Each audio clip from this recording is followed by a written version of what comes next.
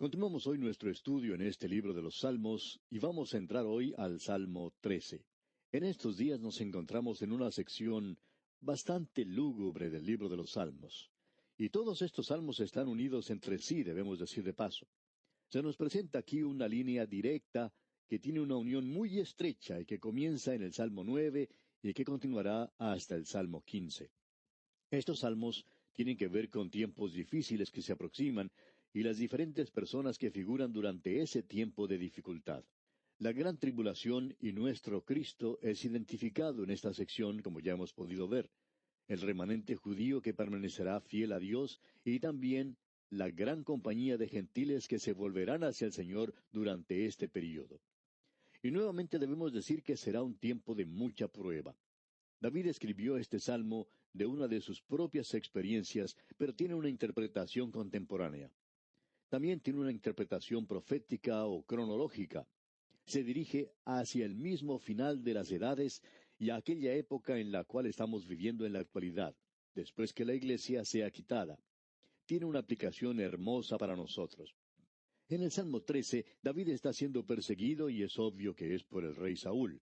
Él estaba escondido en una cueva de Adulam y probablemente los filisteos estaban unidos a los que lo perseguían para tratar de encontrarlo.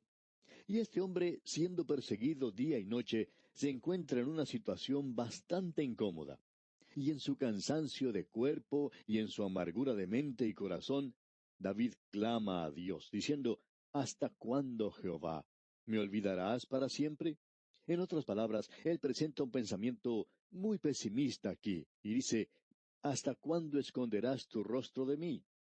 Él siente como que Dios lo ha abandonado, como que Dios lo ha dejado de lado y que él tiene que hacer las cosas por sí solo. Lo que uno tiene aquí es, como dice el doctor Frax Sella, un suspiro largo y profundo. Luego es como si escapara finalmente de un pecho aliviado, pero en una oración mucho más calmada y apacible. Así es como él la describe. Notemos pues lo que dice el versículo 2 de este Salmo 13. ¿Hasta cuándo pondré consejos en mi alma, con tristezas en mi corazón cada día? ¿Hasta cuándo será enaltecido mi enemigo sobre mí? O sea, ¿cuánto va a durar todo esto? En esta ocasión, David era un hombre muy, pero muy cansado. Entonces, él se vuelve a Dios en oración.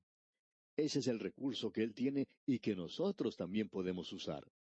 En el versículo 3 leemos, Mira, respóndeme, oh Jehová, Dios mío, alumbra mis ojos para que no duerma de muerte. En otras palabras, David dice, Yo tengo miedo de dormir, ayúdame a dormir para poder descansar, pero al mismo tiempo que no se acerque el enemigo y me dé muerte mientras duermo. Como usted se da cuenta, amigo oyente, David se encontraba en un gran peligro en la ocasión en que escribió esto. En el versículo 4 dice, Para que no diga mi enemigo, lo vencí. Mis enemigos se alegrarían si yo resbalara.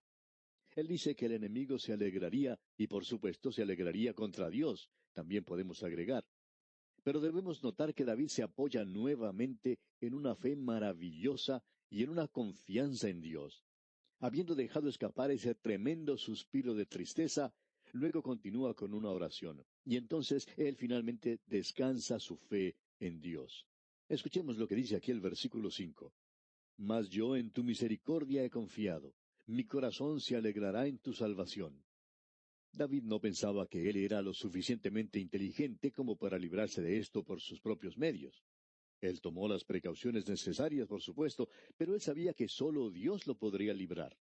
Y Dios era su salvación. Y en el versículo 6 dice, Cantaré a Jehová, porque me ha hecho bien. Amigo oyente, en el día de hoy, donde quiera que esté, quien quiera que usted sea, cualquier cosa que usted esté haciendo, usted puede elevar alabanzas a Dios. Había un hombre que estuvo en el mundo por muchos años y que ignoró a Dios por mucho tiempo y luego enfermó de cáncer. Pero volvió al Señor y le aceptó como su Salvador. Luego se vio en una triste condición. Sin embargo, cuando alguien iba y le visitaba, se podía regocijar y sentirse muy humilde ante este hombre al ver cómo en medio de todos estos problemas, él hablaba de lo bueno que Dios había sido con él y cómo Dios lo había salvado y lo maravilloso que él es. Debemos decir, amigo oyente, que cuando uno puede alabar a Dios en una situación como esa, entonces sí que ha llegado a una posición espiritual muy elevada.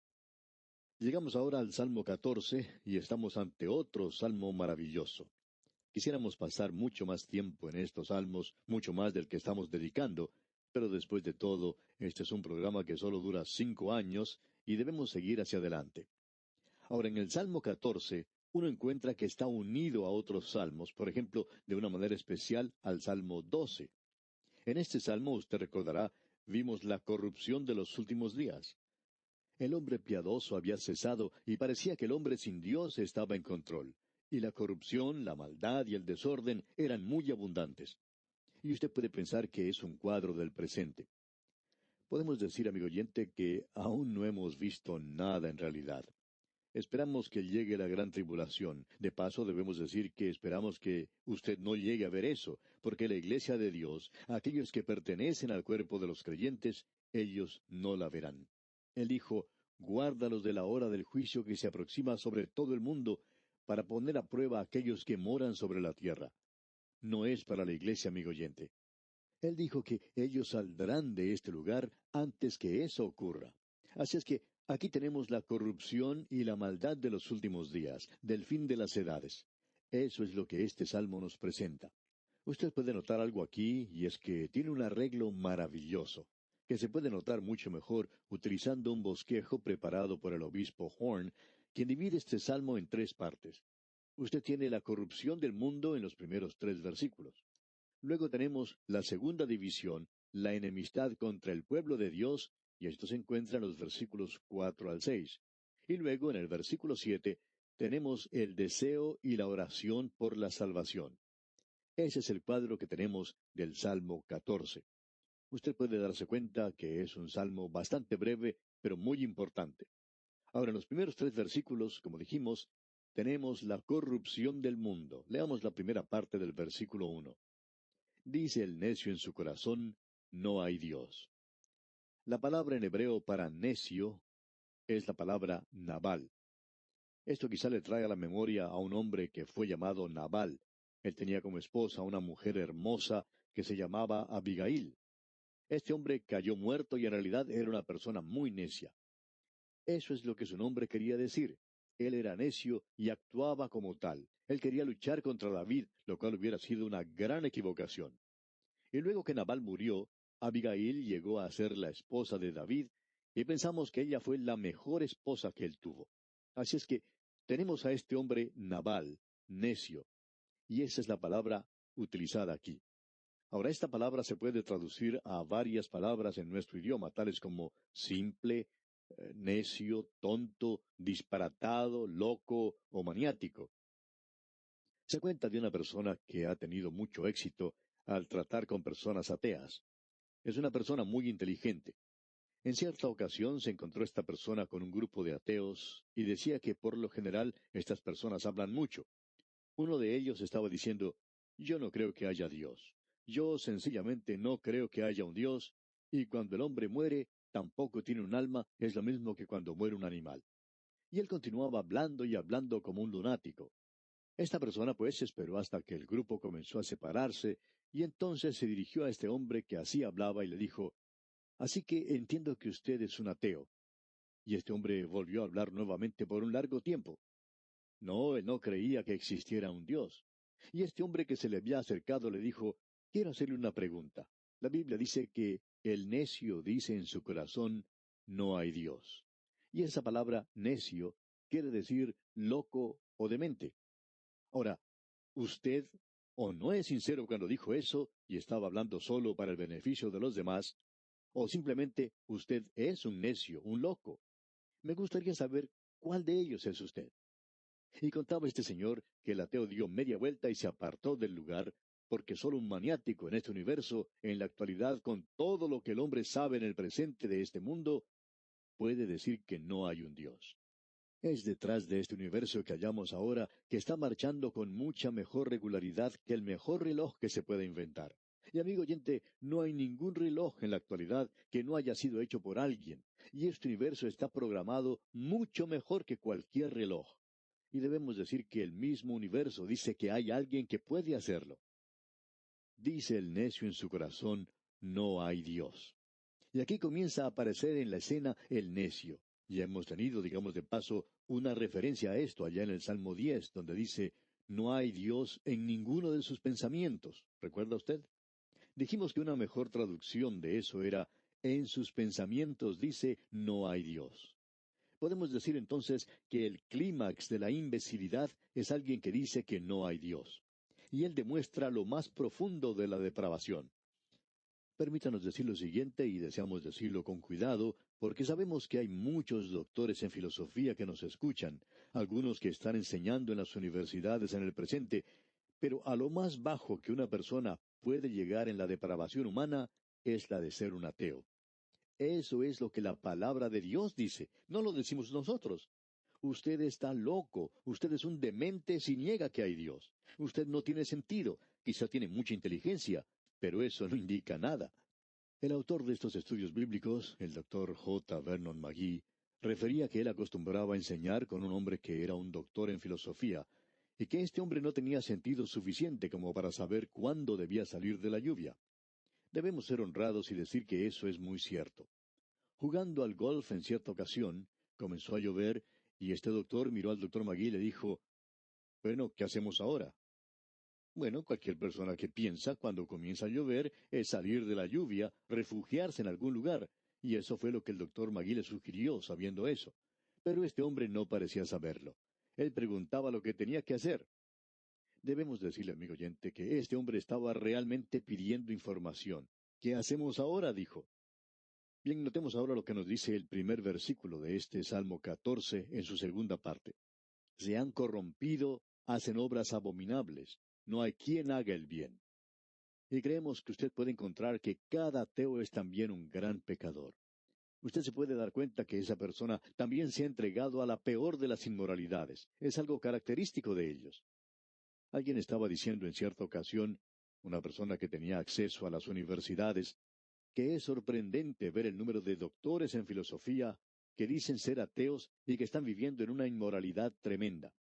Él dice que estos estaban viviendo en la inmundicia, y eso es materialmente en una inmundicia física en la actualidad. Ahora, en el versículo 2 leemos, Jehová miró desde los cielos sobre los hijos de los hombres, para ver si había algún entendido que buscara a Dios. ¿Y qué fue lo que encontró? Bueno, leamos el versículo 3, en su primera parte. Todos se desviaron, a una se han corrompido. Bueno, quizá no sean ateos, pero eso está señalado allá en la epístola a los Romanos capítulo 3 por el apóstol Pablo.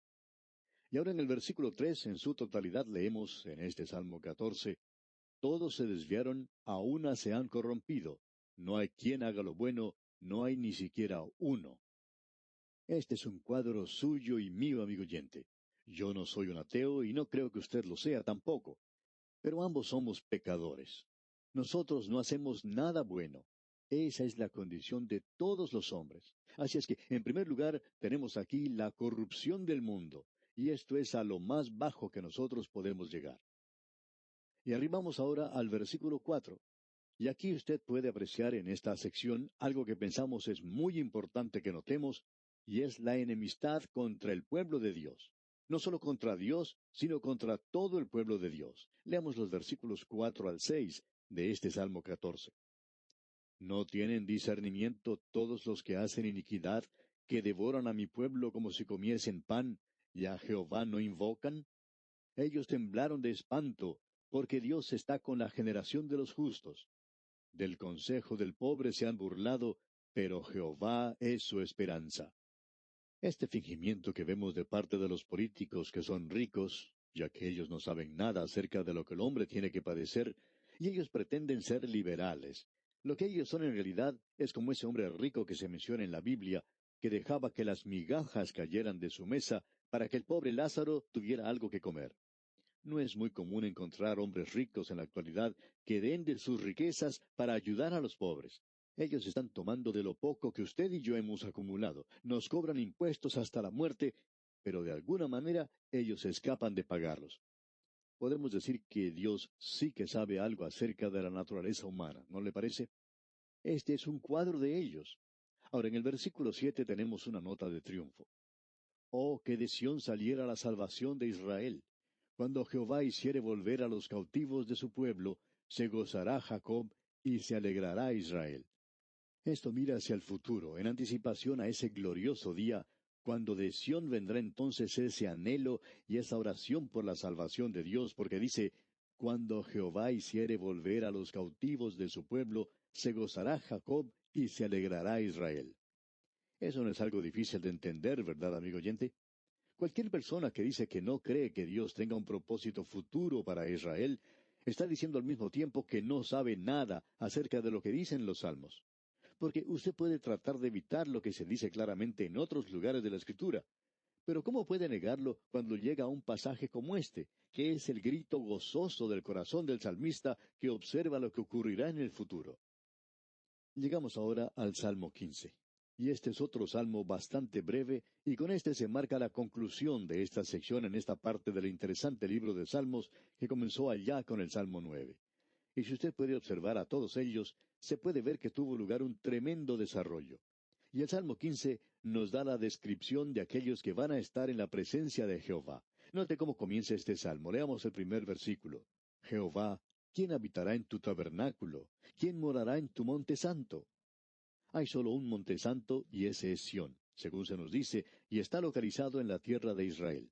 De eso es de lo que está hablando el salmista aquí. Continuemos ahora leyendo los versículos 2 hasta el 5 de este Salmo 15.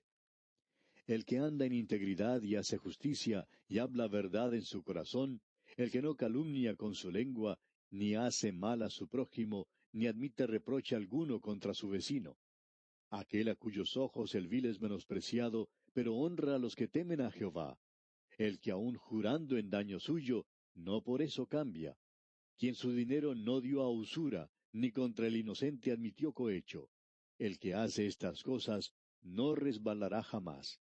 O sea que el que hace todo esto que se ha mencionado aquí en estos 4 versículos, del 2 hasta el 5, ese es el que habitará en el tabernáculo de Jehová, el que morará en el monte santo.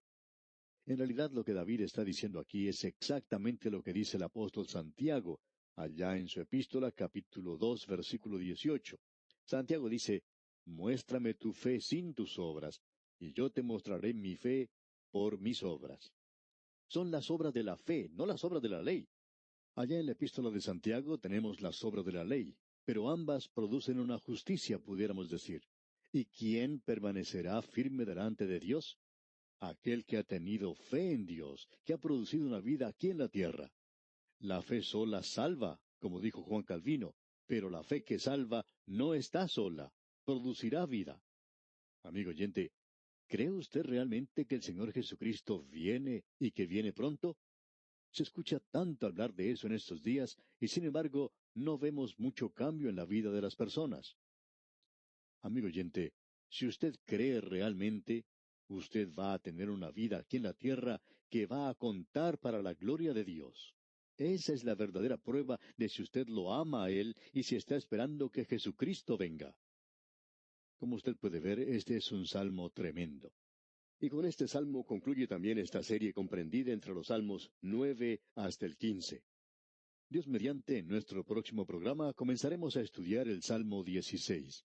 Y esperamos que usted también nos acompañe. Gracias por la atención que hoy nos ha ofrecido y deseamos que las incontables bendiciones del Señor sean con usted en todo tiempo.